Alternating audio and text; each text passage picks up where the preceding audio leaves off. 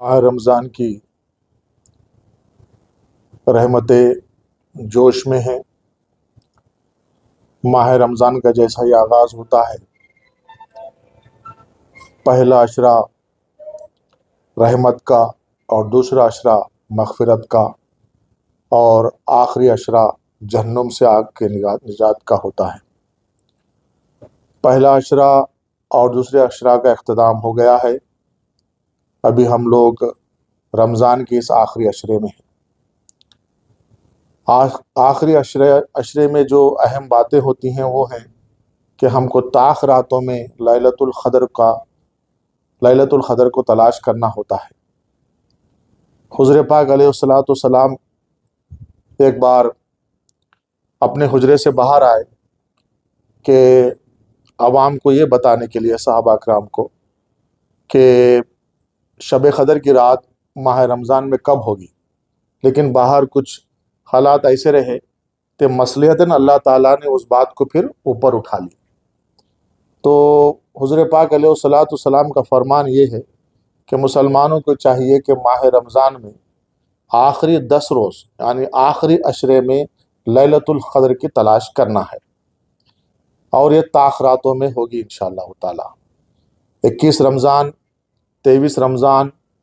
25 رمضان اور 27 رمضان اور 29 رمضان کو ہم کو حکم ہے کہ لیلۃ القدر کی تلاش کریں۔ پچھلے 16 سال سے بزم رحمت عالم کی یہ کوشش ہے کہ ان طاق راتوں میں سے ایک رات 27 رمضان کو جلسے شب قدر انعقاد کیا جاتا ہے، اور بزم رحمت عالم کی ایک کوشش رہتی ہے کہ ہندوستان اور ہندوستان کے باہر سے جیت علماء اکرام کو بلا کر اللہ کی دین کی بات کو ان کے انداز میں عوام کے سامنے رکھی جائے، اور تلاش لیلۃ القدر کے لیے جو عبادات ہم کو کرنا چاہیے اس میں یہ بھی ہے کہ ایک جگہ بیٹھ کر دین کی محفل میں بھی بیٹھنا بھی عبادت کے مماثل ہوتا ہے۔ اسی حوالے سے بزم رحمت عالم اس طرح کے محفلیں قدر کے نام سے 27 رمضان کو منعقد کر 27 مارچ کو یہ بروز جمعرات جلسے شب قدر منعقد ہوگا۔ خلی خطشہ اسٹیڈیم میں یہ جلسہ منعقد ہے، بعد نماز تراویح انشاءاللہ تعالی جلسے کا آغاز ہو جائے گا۔ اس جلسے سے مقامی علماء کرام اور ہندوستان کے دوسرے مقامات سے جو علماء کرام آ رہے ہیں، اس کے علاوہ ایک قابل ذکر ایک عالم دین، ایک جید عالم دین پہلی بار حیدرآباد کے سرزمین پر تشریف لا رہے ہیں چائنا سے۔ چائنا کے ایک بہت بڑے عالم دین ہیں جن کا بہت بڑا کام ہے، نقشبندی سلسلے کے یہ بزرگ ہیں، وہاں پہ چائنا میں بہت بڑا کام ہے ان کا۔ وہ اس بار محمد اسحاق چینگ نقشبندی صاحب